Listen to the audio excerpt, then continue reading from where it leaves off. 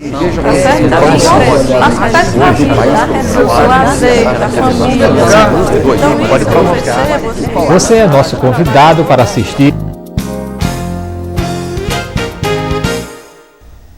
O programa Universidade Viva de hoje vai falar sobre para onde vai a economia brasileira neste momento. São nossos convidados aqui em nossos estúdios com muito prazer, o Dr. Adolfo Marinho, ele é ex-secretário de Trabalho e Ação Social, ex-deputado federal, ex-secretário de Desenvolvimento Urbano, ex-secretário nacional da Habitação, presidente do PSDB local, diretor de expansão da Faculdade Integrada da Grande Fortaleza e professor universitário.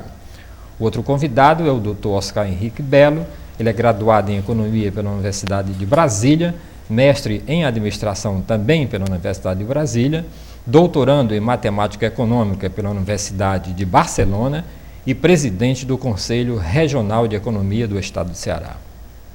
O terceiro convidado é o Dr. Lima Matos, ele é graduado em Ciências Econômicas pela Universidade Federal do Ceará, graduado em Administração Pública pela Universidade Estadual do Ceará, cursou Mercado de Capitais, promovido pela Universidade de Nova York, é ex-secretário da Fazenda do Estado do Ceará entre os anos de 1987 e 1990, atualmente é diretor-presidente da Lima Matos Consultoria Empresarial e diretor executivo da Federação das Indústrias, responsável pela área de Ciência e Tecnologia. Senhores, depois do presidente Lula e do ministro Palocci, o presidente do Banco Central, Henrique Meirelles, disse que a economia brasileira não é invulnerável.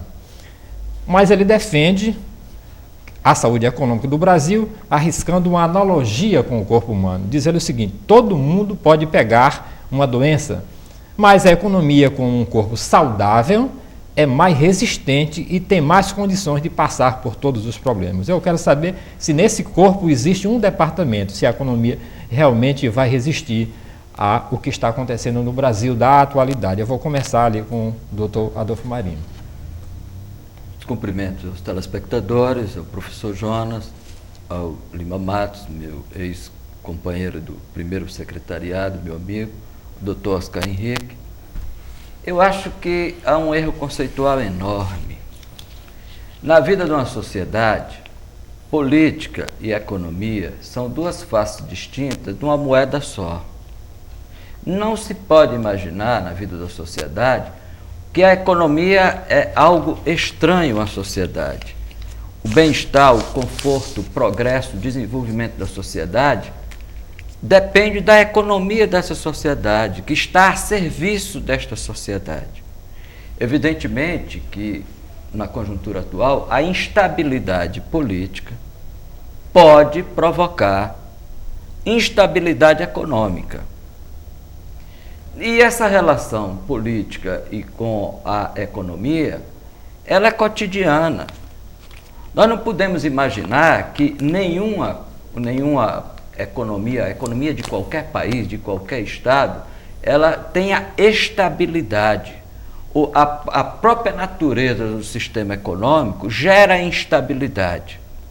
Agora, é evidente que nós não podemos, de forma alguma, para manter a estabilidade da economia, nós não nos aprofundarmos nas questões políticas que o país tem que enfrentar. E, a bem da verdade, o que precisa ser feito para o Brasil crescer na economia até independe da instabilidade. Como crescer com os juros atuais? Como crescer com a preocupação única com a inflação e o câmbio Deus sabe como? Mas vamos falar de coisas mais concretas da relação política com a economia. Hoje, o Estatuto da Microempresa terá uma nova versão que está parado no Congresso. O projeto da PPP, que até um dia desse será a salvação do país, não pode operar porque ainda não houve uma regulamentação do Fundo Garantidor. As agências reguladoras, que sem dúvida alguma é um avanço no Brasil, as agências reguladoras precisam ser regulamentadas. O saneamento precisa de marco regulatório. Então, nós podemos dizer que, independentemente das CPIs que devem continuar, há espaço e há uma necessidade imperiosa de que o Congresso trabalhe e dê seguimento a todos esses projetos que são fundamentais não só para dar estabilidade à economia, mas para criar um ambiente econômico de mais confiança e para que os investimentos continuem a acontecer e o governo possa prosperar. É inadmissível, inaceitável, intolerável que uma autoridade monetária, que é também uma autoridade política, queira criar um conceito de uma dicotomia. Existe a economia, existe a política e a sociedade.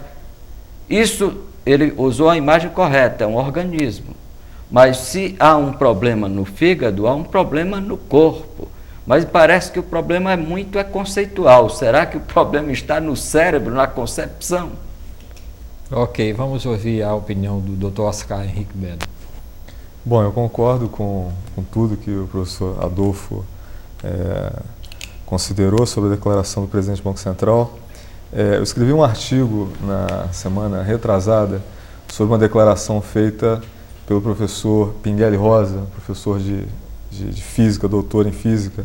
Ele dizia que a economia era a profissão maldita, né? E comparava a economia, como também o Cristóvão Buarque já tinha feito, com a física nuclear. A física nuclear fez a bomba atômica, de efeitos perniciosos para a sociedade humana. E a economia também teria chegado num ponto de tal avanço que já começaria a causar problemas, porque na sintonia fina nos preocupava com o problema da população marginalizada, da população pobre do mundo. E é um erro de visão. É um erro de visão pelo seguinte: primeiro, a economia ela está longe de ser uma ciência exata, né? Muito longe de ser uma ciência exata. E eu acho que as comparações que têm sido feitas também com organismos vivos, elas também são mal feitas. Quando se fala em estabilidade, se fala em organismo vivo, o que existe nos organismos vivos é o que se chama de homeostase, que é um equilíbrio dinâmico. E na economia também o que existe é um equilíbrio dinâmico, como o professor Marinho bem colocou. Essa estabilidade a qual se referiu o presidente do Banco Central seria uma estabilidade completamente estranha à vida da sociedade humana, que é instável por natureza. Quer dizer, a economia ela vive da política, a política vive da economia, porque a economia começou sendo economia política, né? Os primeiros estudiosos da economia, eles queriam saber a origem e a distribuição dos recursos. Depois se deu um conceito de economia, que é um conceito muito mais pobre, que fala em economia como a ciência que aloca recursos escassos para necessidades ilimitadas. Se fosse apenas isso, bastaria que nós fizéssemos um programinha de programação linear, de otimização de recursos, jogava no computador e estava tudo solucionado. O que torna a economia mais interessante é que ela é uma ciência humana que tem que tratar da origem dos recursos, de onde eles provieram, se provieram inclusive de uma fonte legítima ou não, né? E de que forma entre os grupos sociais, e aí entra o estudo da sociologia, da antropologia, né? De que forma os grupos sociais vão fazer a divisão desses recursos, para mais ou para menos, de que forma o poder vai ser exercido, e isso é um assunto da política. Então o que está acontecendo hoje, esse escândalo que a gente está vendo hoje no mundo político, é claro que ele afeta a economia na medida em que, por exemplo, as estatais podem estar envolvidas. Como que as estatais do Brasil podem estar envolvidas e isso não diz respeito à economia? Então é uma tentativa, eu diria, estéril, de tentar isolar a economia do contexto político, o que pode ser uma manobra, mas que eu acho que não convence a ninguém, né? E o que nós temos que dizer é o seguinte: o Brasil é um país que tem uma tal pujança, uma tal capacidade produtiva, que apesar dessas crises políticas, ele continua no rumo. E vai continuar no rumo. Agora, que as questões políticas têm que ser enfrentadas com seriedade, com profundidade, e não se pode fugir disso, tentando colocar a economia numa bolha, isso não pode ser feito. A economia não está numa bolha, e se as questões políticas sérias do momento não forem enfrentadas, essa vamos dizer assim, aparente estabilidade, ela pode ser afetada. Professor Lima Matos, a sua opinião. É uma satisfação estar mais uma vez aqui em debates em temas tão importantes, né, com companheiros já citados de elevado nível de conhecimento. Mas sobre a pergunta específica, né, eu sempre tenho colocado, eu gosto muito, fomos companheiros, eu e o Adolfo, na área como secretário, até tentaram inventar algumas teses sobre como discutimos o Estado, né? E o Caim próprio tentou ver se tinha uma teoria nova porque a secretaria tinha dado certo. Na minha vida toda eu tenho dito que recursos e dinheiro e economia e toda essa vida é uma coisa muito simples. É questão que você tem que partir de alguns princípios, né? Então o problema das denúncias, ele causa um mal-estar, mas se quiser comparar com o organismo, eu colocaria que nós estamos ainda anêmicos, embora aparentemente fortes, porque tem aí uma economia em que a exportação está bem, apesar do dólar estar baixo. Nós temos algumas questões que aparentam uma situação razoável. Mas eu sempre cito um caso mais grave, que é a questão da dívida. Nós temos uma dívida de R$1 trilhão ou mais. E vamos sempre aos bancos, o governo vai aos bancos sempre, a cada 2 meses, a cada 3 meses, a cada ano. Os Estados Unidos têm dívidas maiores relativamente ao PIB, mas deve para 40 anos. Então nós temos sempre que estar prestando conta aos bancos. Isso faz com que todos os recursos da sociedade girem para o próprio governo e para os bancos. Agora mesmo foi anunciado um lucro do Bradesco extraordinário, né? Porque de fato não precisa fazer muito, é só emprestar ao governo e receber com garantia e segurança. Então eu acho que em termos de saúde, nós não estamos bem para enfrentar uma crise política, porque temos uma dívida estratosférica. Além do mais, nós estamos faltando no nosso organismo 2 ainda instrumentos, né? Diríamos aí, como se tivesse aí o pulmão e o fígado, né? Ainda situação delicada, né? Os 2 pontos é a questão da política, que nós não temos partidos. Uma vez eu denunciei isso em jornais, o PSDB, que eu sou adepto, até tentaram discutir comigo, mas nós não temos partidos, nós temos pessoas atrás das quais, por sua liderança, se juntam alguns outros da sociedade. Portanto, nós temos que fazer essa reforma política criando o voto distrital, para que você tenha a relação dos políticos com a sociedade, minimamente, e uma fidelidade partidária. Você não pode eleger uma pessoa para uma esquerda ou de centro e no outro dia ele passa para a direita extremada, né? Então esse é o primeiro grande problema. Outro grande problema, outro órgão de funcionamento é o judiciário. Lento, realmente sujeito a 1000 controvérsias na própria legislação do seu funcionamento, sem discutir a necessidade que se colocou de um controle externo para evitar realmente essa onda de corrupção discutida também a nível nacional. Então eu acho que o Brasil não está bem, até o Lula, depois de ter dito que ele estava tão bem, reconheceu que nós não estamos prontos para uma crise, e é verdade. Nós ainda, se nós lançarmos essa dívida para 30, 40 anos, a gente pode suportar essas questões. Nós não estamos bem, estamos aparentemente vivendo numa situação boa, mas na verdade nós estamos acompanhando o mundo, que o mundo todo e a própria América Latina está crescendo a taxas superiores ao Brasil. Portanto, nós não estamos bem, estamos com aparência bem, porque o mundo todo está numa situação muito boa. Não há crises internacionais que afetem o Brasil nesse momento, a não ser a questão do petróleo. Então, nós temos que ter muito cuidado. Nós não estamos fortes o suficiente para uma crise política. Acho que essa discussão de se preservar o Lula é fundamental para que se possa levar isso até uma outra eleição, porque a situação política, no momento em que a economia ainda não está bem, embora aparente bem, o que é pior, muitos brasileiros pensam que ela está bem, ela não está, principalmente por esse item, dívida. Eu poderia dizer outros, como por exemplo, não há financiamento de longo prazo, não há mercado de capitais, não há uma relação de um país como um todo, não há uma política industrial, não há política agrícola.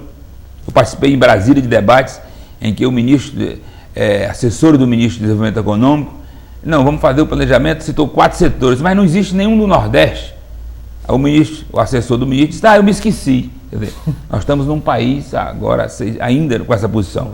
Não há um planejamento global de um país continental, estamos endividados e com o mínimo de funcionamento. Como eu disse, a parte judiciária e a parte da política não está bem. Então a gente tem que tentar se preservar dessa doença que está aí, porque o nosso organismo não é capaz de enfrentar esses grandes atritos, não. Estamos só numa situação de recuperação, saímos da UTI, estamos em casa, mas não podemos enfrentar uma guerra muito grande de bactérias, não. Doutor Adolfo, como é que o Congresso pode funcionar e se está cheio de medidas provisórias, se não tem deputado nem senador, estão todos em várias CPIs falando sobre o mesmo assunto? Isso é possível? Não é bem assim. Na verdade, hoje nós temos um número exagerado de CPIs. Nós temos 3. E de deputados? Talvez, mas para ser mais objetivo no questionamento, eu vou considerar que o número de deputados Não é o objeto da questão É ok, agora. mas pelo número que sobra, né, doutor Genésio? Pois não, são 513 deputados, mais 81 senadores. Então, isso significa que é um contingente enorme. É. Depois, não necessariamente o funcionamento deve ser simultâneo.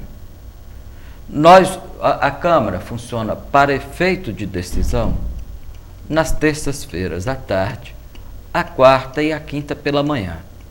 Então, evidentemente que nós temos a segunda-feira inteira para as oitivas de CPI e a sexta também. Até porque o trabalho do CPI, mais importante e o que demanda mais tempo, não é nos depoimentos, é na análise dos documentos.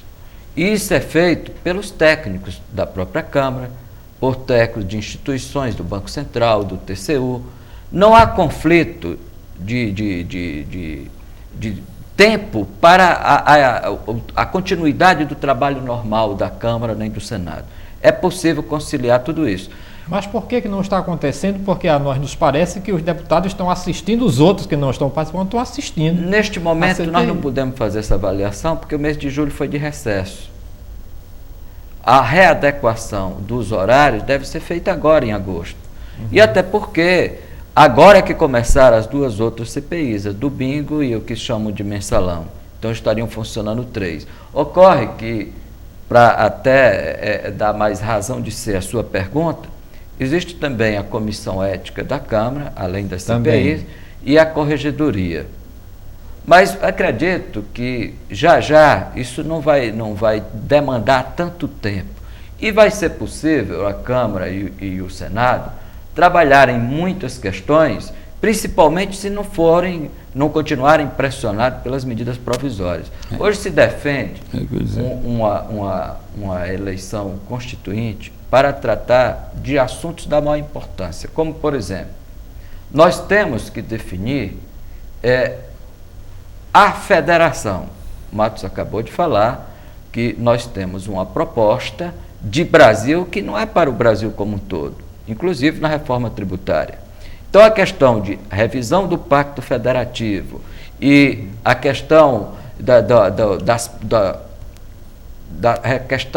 questão tributária ligada ao Pacto Federativo, isso é a primeira questão importante.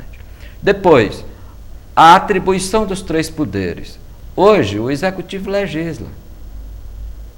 Ele toma quase o tempo integral destinado às decisões do Legislativo com medidas provisórias. Isso também não pode continuar. E a reforma política, que tem temas importantes para redefinir o novo Brasil. A questão partidária, o processo eleitoral, isso é de suma importância, e o exercício do mandato ligado aos partidos. São questões que são da maior importância. Porém, isso só vai acontecer quando o Brasil deixar de ser dirigido da forma como é hoje. Hoje, os poderes públicos e a opinião pública, elas são dirigidos, primeiro, pelas empresas de rede. Falou de risco Brasil, que é algo às vezes parece esotérico, muda o rumo do país. Pela inflação, pelo câmbio. Isso tudo tem uma importância enorme na agenda nacional. E, para completar, a agenda nacional é dirigida pelas revistas semanais. O escândalo de cada semana dirige os trabalhos do Brasil. Ou seja, o que nós estamos precisando hoje é de algo mais consistente, mais duradouro, enfim, um projeto nacional que possa incorporar primeiro todas as regiões. É impossível imaginar o que acontece hoje. Nós temos regiões com processos de crescimento completamente diferenciados e, com toda a razão de ser, nós temos que reclamar a situação em que se encontra o Nordeste, com o ritmo de crescimento defasado em relação às outras regiões do Brasil. E é algo que tem que ser discutido, não é com aquela velha proposta de apenas incentivos. A reforma tributária não pode nos tratar apenas como infratores da guerra tributária. Nós temos que ter um processo que avalie a sociedade brasileira como ela é. Agora, é evidente que eu também quero deixar muito claro que há questões que são objetivas, independem da vontade de poder e tudo mais, que estão favorecendo muito o Brasil. O arrefecimento do crescimento demográfico reduz as demandas. E hoje o recurso brasileiro, sobretudo os recursos das grandes cidades, é um recurso que pode ser mais dirigido à requalificação. Nós não temos mais aquela volúpia de um crescimento vertiginoso em que as cidades dobravam de população a cada 10, 12 anos. E, evidentemente, com uma enorme demanda por habitação, por leitos hospitalares, por mais escolas, isso arrefeceu. O que dá uma possibilidade, com os recursos mesmo escassos, de nós termos daqui para frente algumas décadas mais promissoras, porque a demanda é menor. Imagine que, é bom recordar, que países desenvolvidos com mais de 100 milhões de habitantes, nós temos os Estados Unidos e o Japão. Eu não estou colocando aí a Rússia. E os recursos não são escassos, não, são abundantes. Viu? São abundantes. O e problema é só de tem uma uso e acumulação prioridade. de riqueza histórica também. Sobre isso dos recursos, uma coisa que eu acho que a gente tem que chamar muita atenção é o problema do déficit nominal que tem sido gerado, na minha opinião, pela política monetária. Né? Mas é bom esclarecer, Oscar, que quando a gente fala de déficit nominal, é apenas dizer o seguinte: o Brasil precisa pagar o juro, que hoje ele paga parte do juro. Então, essa é uma proposta que deve merecer o apoio de todos. Como não pagar o juro e cada dia mais aumentar? Mas o que ele está colocando é que a política monetária que você está colocando é isso. É que nós temos uma política monetária suicida. Sim, não concordamos. Então, você aumenta os juros para pagar mais juros. Né? Exato. Para poder vir mais recursos para cá, que nem sempre vem na maneira adequada. Isso para fazer aí um parênteses com relação à escassez de recursos. O governo federal tem feito um esforço muito sério com relação à geração de superávites primários. Então, nós tivemos em 2004 uma geração de 85 bilhões de reais de superávites primários. Para deixar isso em linguagem bem clara, né? O que é superávit primário? É você pegar despesas não financeiras e contrastar com receitas não financeiras, e daí vem um resultado. Esse resultado pode ser equilíbrio, pode ser um déficit ou pode ser um superávit. Então, o que o governo arrecadou no ano de 2004 em relação ao que ele gastou, gerou um excesso de receitas no valor de 85 bilhões de reais. Isso foi suplantado pela despesa com o serviço da dívida, que foi de 115 bilhões de reais, e nós então geramos um déficit, depois, né, de colocar as despesas e receitas financeiras, no valor de 30 bilhões de reais. Então, todo o esforço que o governo federal fez para a geração de superávit primário, ele foi comido por uma política monetária suicida, como bem colocou o Dr. Lima. Por quê? Porque a política monetária no Brasil, na minha opinião, eu já coloquei isso várias vezes, inclusive em declarações de jornal, ela não passa de uma enorme transferência de renda do setor produtivo, do setor financeiro, que, na minha forma de ver, demonstra a capacidade de lobby do setor financeiro dentro do governo federal. O Banco Central, ele tem na sua diretoria 4 diretores oriundos da Federação Brasileira de Bancos, da FEBRABAN, e o presidente, que era presidente do Bank Boston, e 4 diretores da casa. Então, me parece muito estranho que todos nós, cidadãos, fiquemos observando uma decisão que afeta a vida da sociedade como um todo, porque ela afeta a decisão de investimento, ela afeta a decisão de consumo, ela afeta o planejamento de longo prazo. Essa decisão tomada por um Banco Central pretensamente independente. Hoje eu comentava com o secretário de Administração, Mauro Filho, dizendo o seguinte: eu não sei quando é que foi regulamentado o artigo 92 da Constituição que deu independência do Banco Central. Eu não vi isso em lugar nenhum. Entretanto, o ministro da Fazenda, junto com o presidente do Banco Central, diz que foi o presidente da República no ano de 2003 e 2004, no sentido de fazer uma experiência informal de Banco Central independente. Todos nós sabemos que existe uma diferença muito grande entre o agente privado e o agente público. O agente privado, ele faz tudo aquilo que não é proibido por lei. E o agente público só faz aquilo que a lei permite, aquilo que é estabelecido por lei. Então é muito estranho que nós estejamos acompanhando uma experiência informal de Banco Central independente, quando na verdade isso caberia ao Congresso Nacional regulamentar. O artigo 92 teria que regulamentar quais as funções que o Banco Central teria que exercer e quem fiscalizaria o Banco Central. E a minha pergunta é: quem fiscaliza o Comitê de Política Monetária? Eu mesmo respondo, ninguém. Ninguém. Ninguém fiscaliza. Ok, nós vamos pedir um pequeno intervalo e voltamos em seguida aqui no programa Universidade Viva, discutindo para onde vai a economia do Brasil nesse atual momento político.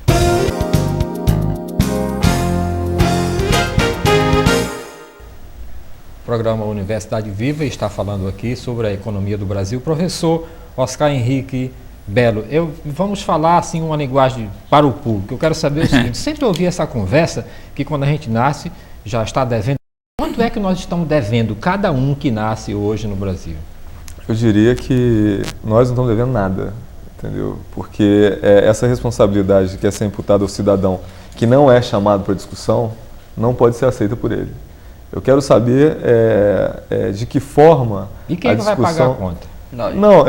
Eu acho que a colocação é a seguinte, uma democracia ela pode ser muito bem observada pela discussão do orçamento. A gente tem que lembrar da história, né? A primeira Constituição aprovada no mundo, ela foi aprovada por conta de uma discussão na antiga Inglaterra entre os senhores feudais e um rei que estava exorbitando na tributação. Então se resolveu fazer uma Constituição para limitar os poderes de arrecadação do rei. Aí começou a primeira Constituição e a primeira monarquia com limites constitucionais, que deixou de ser uma monarquia absolutista para ser uma monarquia que tinha limites. Depois, na Revolução Americana, foi a Revolta do Chá, né? A Inglaterra tributava os Estados Unidos, mas os americanos não podiam discutir essa tributação, eles só pagavam. Então eles formularam um slogan, né? Eu só pago se eu discutir, não é, a destinação dos recursos. Então, quer dizer, eu não posso só pagar sem ter a discussão da destinação dos recursos. Então, quando você perguntou assim, quanto é que nós devemos? Eu gostaria de saber, como contribuinte, para onde é que está indo o dinheiro do meu tributo. Porque eu fiz uma conta rápida e um assalariado, ele paga, mais ou menos, por ano, 40% entre impostos diretos e indiretos. Isso deveria estar indo para a estrada, para a educação pública, para a saúde pública, para universidade pública, para pesquisa, para a segurança pública, e eu, como cidadão, sinceramente, eu não observo nenhum desses serviços sendo prestados. Então, se eu não observo os serviços, eu não posso me considerar endividado, né? Eu acho que o cidadão que paga os impostos em dia, ele não tem dívida nenhuma, né? Porque ele está em dia. Agora, quem paga a dívida? Quem paga a dívida é o Estado, como um todo, que assume essa dívida. Agora, ele tem que pagar essa dívida de uma forma inteligente. Ele tem que negociar essa dívida. Então, quando nós estamos falando de política monetária e política fiscal, eu acho que está muito claro que, do ponto de vista, vamos dizer, das despesas não financeiras, nós não temos dívida nenhuma. Nós estamos pagando as coisas. Então, onde é que está a dívida? A dívida está gerando dívida. Quer dizer, os bancos brasileiros, eles estão batendo recorde de ano para ano. Nós tivemos agora uma informação da semana retrasada que o Itaú bateu recorde. Nessa semana, o Bradesco bateu recorde. E eu queria saber como é que numa economia que cresce uma média de 2,8% ao ano nos últimos 12 anos, os bancos vêm batendo recordes de ano para ano. Então, isso é uma pergunta que não deveria estar sendo feita aqui. Deveria estar sendo feita dentro do Congresso Nacional, dentro do Poder Executivo. O Banco Central do Brasil, pela Lei 4595, que é a lei que regula o sistema financeiro atualmente, ele deveria estar fiscalizando os bancos, e isso deveria, inclusive, estabelecer um teto. Isso não tem nada a ver com uma política anticapitalista.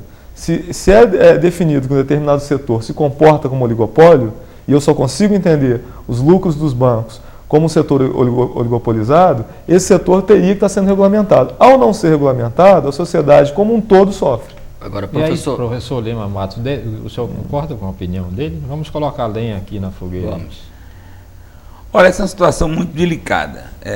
Bom, eu sou síndico do meu prédio e me preocupo e acho que os condôminos são também responsáveis pelo que eu fizer, né? Então é muito delicado, né? Porque nós temos o Ceará, que o Adolfo conhece melhor, que se aprofundou nesse Ceará, é mais fácil para o nosso público entender, em que nós temos aí 7 milhões e meio de habitantes, dos quais a metade vive com a renda próximo de um salário mínimo, né? E aí uns 2, 3 milhões dos 7,5 vivem com menos de R$80, né? Portanto, nós temos que admitir que metade dos cearenses não tem educação básica, né? E os que têm, né, você vai ter que a metade não aprendeu, porque realmente o nível de ensino nosso ainda, apesar de ter melhorado muito, ainda é inadequado, né? Se essas pessoas não compreendem essa situação, eles estão votando errado, estão elegendo pessoas erradas e fazendo com que o Brasil seja mal administrado. Daí, o Brasil assume uma dívida elevada, gerenciada de forma irresponsável durante muitos momentos. E aí você perguntar se a dívida é dos brasileiros, eu acho que é. Não é justo, mas é. Porque nós tivemos aí um exemplo simples, né? Que muitas pessoas morreram naquele sufoco. Na época do Collor, ele pegou um país endividado e resolveu que ia tomar medida para resolver a dívida. Não interessa se os brasileiros não tinham nada a ver com ela, mas ele congelou os recursos e senhores e senhoras velhinhos perderam os recursos e alguns se suicidaram e morreram. Portanto, a dívida tinha a ver com eles, embora eu concorde do ponto de vista de que não deveria ser. Para mudar esse posicionamento, nós teremos que reeducar o povo brasileiro de uma forma mais intensa. Devíamos fazer verdadeiras revoluções pela educação. Mais um governo que veio, não é só o Lula não, o FHC também veio, vários governos dizem que dão prioridade à educação, mas nós temos recursos para a universidade cada vez menores. A minha faculdade de economia da Universidade Federal, eu fui formado, a Universidade de Administração também, da UES, que é estadual.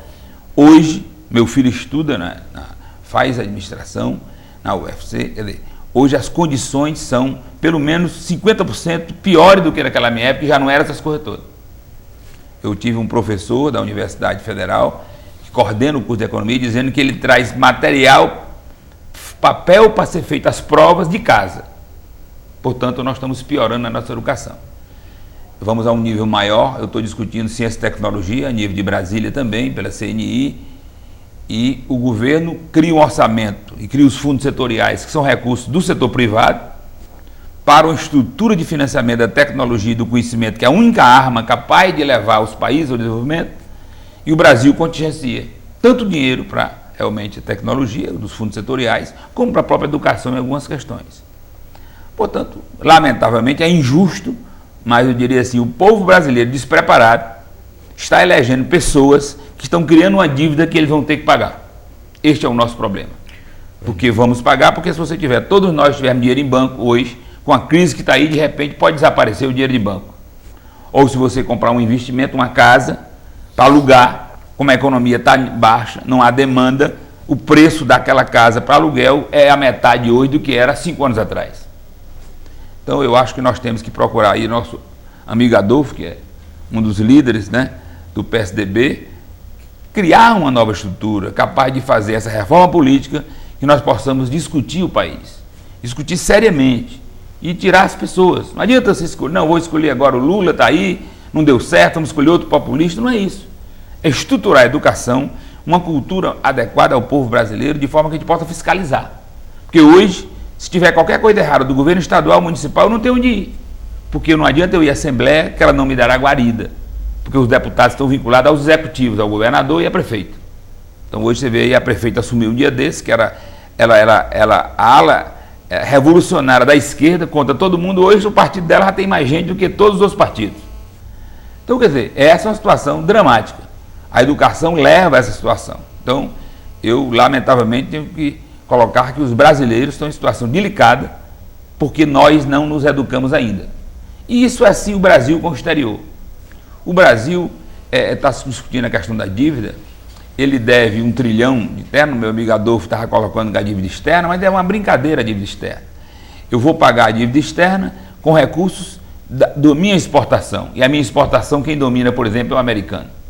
Na hora que eu estou exportando calçados, está crescendo para os Estados Unidos, ele cria novas tarifas. Na hora que eu estou exportando laranja, ele cria novas tarifas. E quando ele vem de lá para cá, ele dá subsídios. A França é um dos países mais evoluídos aí do mundo, por exemplo, tem dotações especiais para todos os fazendeiros. E o Brasil, qualquer coisa que acontece com ele não sabe se defender desse mundo que está aí. Então, é a mesma situação do Ceará para o São Paulo, mas é a mesma coisa do Brasil com o exterior. Então, a nossa dívida, ela, apesar de não ser tão grande lá no exterior, 200, 300 milhões de dólares, mas a maneira dela ser paga, ela está sujeita ao domínio, por exemplo, americano, que a maior parte do nosso mercado é lá, e nós vamos ter dificuldade de pagar pelas formas que eles criam de bloqueio aos nossos produtos. Cada vez que a gente cresce em algum produto, ele faz o bloqueio. e de lá para cá ele entrega produtos subsidiados e nós não sabemos combater isso. Eu acho que nisso até o Lula tentou ensaiar algumas mudanças nesse processo. Então eu acho que aquele ponto que tem se colocado muito, repetido, todos os problemas brasileiros têm que se resolver com intenso investimento em educação. Mudança em que todos os brasileiros possam crescer e poder acompanhar e discutir as questões. Sem isso, o resto tudo é fictício. Claro que eu gostaria muito que se mudasse a reforma política, a reforma do judiciário, para que a gente pudesse ter um mínimo de base para conversar. Mas, sem uma melhoria da educação ainda, continuada do processo, se for discutir do problema de tese, se for discutir a questão de inovações, né, nós temos muito pouco comparado com o resto do mundo. Então, o Brasil, que é um país gigantesco, de fato, na questão de educação, conhecimento, tecnologia, que é o que está movendo o mundo, está realmente muito atrás. E está fazendo muito pouco para sair dessa situação. Então, professor Adolfo, na época dos romanos, né, tinha circo e pão, né? E o brasileiro vai ter o quê com essa política? Olha, esses assuntos todos que nós estamos tratando nos remete a voltar ao início da nossa conversa. Que ligação existe entre a política e a economia? O professor Oscar Henrique estava falando há pouco que a política monetária é quem determina essa gravidade da situação. Os juros que nós vamos pagar que nos divide. Acontece o seguinte, agora no final do mês, 31 de agosto, o Executivo vai mandar para o Parlamento o orçamento do ano que vem. No orçamento do ano que vem, as despesas e as receitas estão previstas. Mas ou seja, ficção? É uma estimativa, ficção não diria. A execução também é vigiada pelo Congresso, fiscalizada, acompanhada. É um orçamento autorizativo. E o Congresso insiste muito, isso é uma questão muito polêmica, se ela deveria ou não ser impositiva. Mas vamos ao ponto que ele colocou. Lá no orçamento já está previsto qual é a dotação para o pagamento de juros. Já há uma estimativa do câmbio no ano que vem, do juro, da taxa de juros no ano que vem, da inflação no ano que vem. Só que esta peça ainda é uma peça técnica, pouco acompanhada pela população, nem pelos meios acadêmicos. Então, quando a gente fala que o Banco Central tem uma autonomia, ele tem umas reuniões todo mês, que é uma reunião acompanhada até com uma certa ansiedade, uma certa expectativa, porque vai definir a taxa de juros. Só que isso está dentro da margem prevista no orçamento. E mais, nós sabemos também que pela Lei de Responsabilidade Fiscal, o presidente do Banco Central comparece periodicamente à Câmara para dar conta do que ele vem fazendo. Então, olha, há mecanismos políticos para que este assunto tenha um outro caminho. Um outro caminho. Evidentemente que quando nós temos um déficit nominal enorme... Mas, Adolfo, só para a gente poder, eu acho que você está colocando muito bem, mas acho que para a gente tornar um pouco mais dinâmico o processo, eu quero colocar que a questão é subjetiva. Porque na hora que conceitualmente a sociedade inteira está discutindo, como a última vez que o Copom se reuniu, e diz, olha, pelo que está aí, já dá para baixar os juros, que não vai ter inflação. Ele diz, bom, mas eu acho que é melhor ficar mais seguro. É uma discussão absolutamente subjetiva, que foi contrário a toda a sociedade. Então eu acho que há também, eu acho que o Lula assumiu a política do FHC e quis ser mais real do que o rei. Hoje nós estamos com uma política monetária extremamente mais segura, mais tradicional, né, e mais realmente preocupado em não correr risco do que anteriormente. Não, eu queria entrar nesse tema assim de uma forma mais, vamos dizer assim, mais crua até, mais simples, né? Eu discordo que a política monetária seja simplesmente conservadora. Para mim, ela é altamente ousada na transferência de renda que ela promove. Sim. Entendeu? Ela é muito ousada, porque o que acontece no Brasil é o seguinte, para os espectadores terem muito claro, né? O Brasil paga uma taxa de remuneração, o que se chama de taxa básica, na verdade, é taxa de remuneração de títulos públicos. A Selic, a famosa Selic, ela remunera aproximadamente 60% da dívida interna pública brasileira. Então, até o nome taxa básica está equivocado. Eu disse isso em Explica discussões. o que é ousado, que é importante para a gente poder definir a o diferença que eu estou chamando de ousado? do conservador para ousado. Eu estou chamando de ousado o seguinte: eu considero uma ousadia num país com um enorme problema de desigualdade social, um país que tem um problema de distribuição de renda e de propriedade que é gritante, você continuar promovendo uma transferência de renda do setor produtivo e dos contribuintes para o setor financeiro e para os rentistas. Eu acho que é realmente uma ousadia muito grande, porque ao contrário de estar conservando alguma saúde nas finanças públicas, está ousando no sentido de desequilibrar as finanças públicas. Professor, me permita continuar concordando com você. A hora de discutir isso é na hora que nós estamos votando o orçamento. Porque no orçamento eu deixo a estimativa do que eu vou pagar de juros.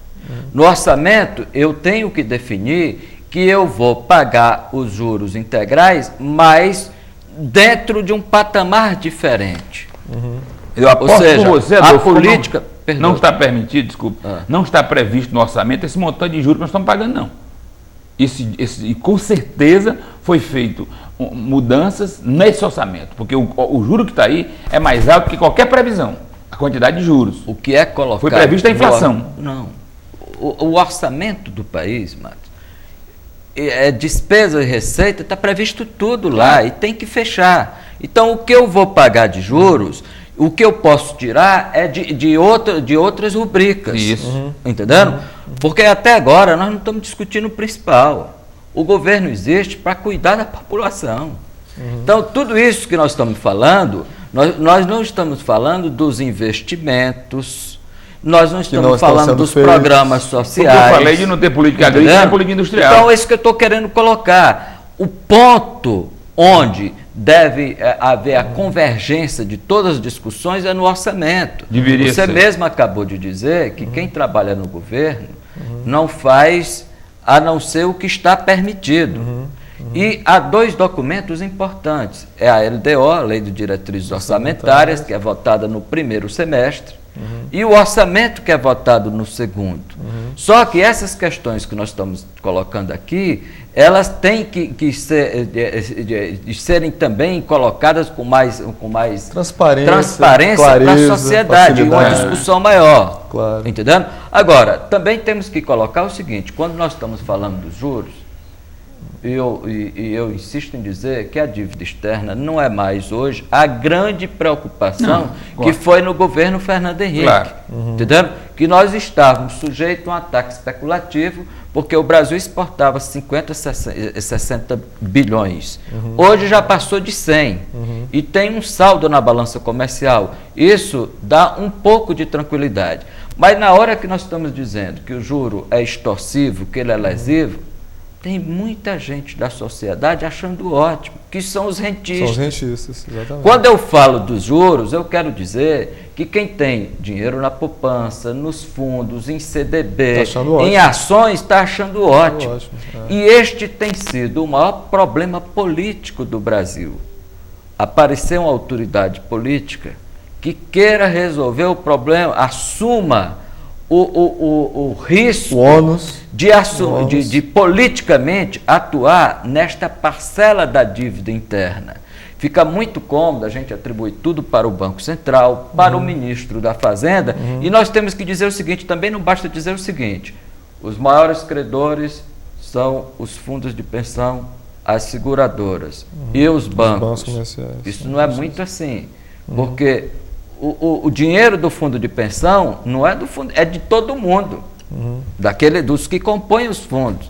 As seguradoras têm uma responsabilidade com exigível.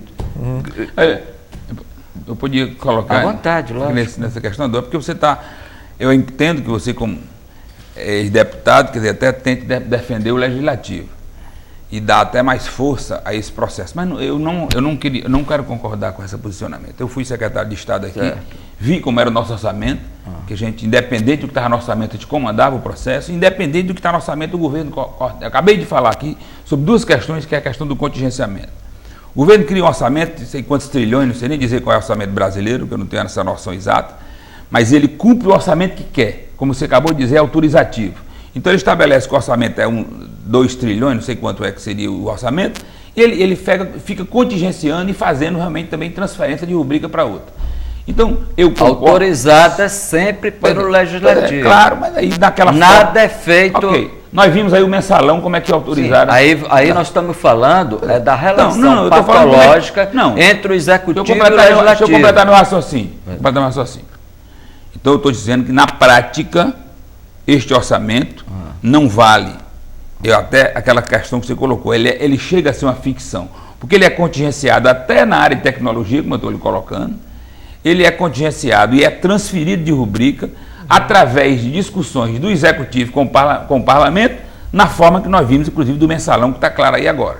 Então, eu acho que um item, você tem razão nesse ponto, não é? Os outros, você pode ter uma opinião minha diferente. Um item, concordo com você, é que ao governo brasileiro definir a inflação, o Banco Central tem que tomar uma posição adequada àquela inflação que ele definiu. Quanto ao montante de juros, não. Aí ele brinca com isso à vontade. Agora, a questão, volto a dizer, de dizer se estou dentro do limite que vai dar aquela inflação ou não, é uma questão subjetiva, que só se vê 2, 3, 4 meses depois. Essa situação é discutida por um Banco Central que é meio independente, não é independente, portanto, eu acho que tinha que ser. É para ser independente, dou a responsabilidade da política monetária para ele, para que ele possa assumir essa responsabilidade. Hoje ele está na melhor dos mundos. Eu sou meio responsável, meio independente, mas não respondo se não der problema. Olha, infelizmente nosso tempo está chegando ao fim. Todos os senhores terão 1 minuto e para dizer para onde vai a economia brasileira, começar com o professor Adolfo. A economia brasileira, se nós pensarmos numa perspectiva próxima, ela continuará tendo problema. Mas esse problema só vai ser removido na medida em que nós investirmos na melhor qualidade da política. Todas as questões que nós falamos aqui são temas excelentes para discursos. A efetividade na solução é feita no parlamento. Os orçamentos, as leis de diretrizes de base, que definem tudo isto. Então é preciso que nós tenhamos um parlamento, e eu quero dizer que todos esses escândalos que nós estamos vendo hoje, isso não corresponde à essência do parlamento. Tenho que dar testemunho que conheço no parlamento brasileiro figuras do maior valor, da maior respeitabilidade e que merece o apreço e o respeito da sociedade. Há as questões que nós estamos presenciando e que devem, com rigor, serem punidas.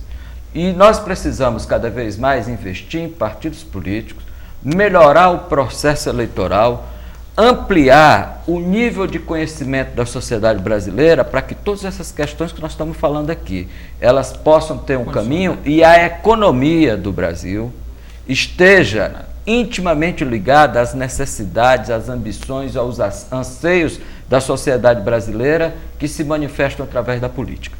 Ok, vamos ouvir a opinião aqui do Dr. Oscar Henrique Belo. Bom, vou procurar ser bem sintético.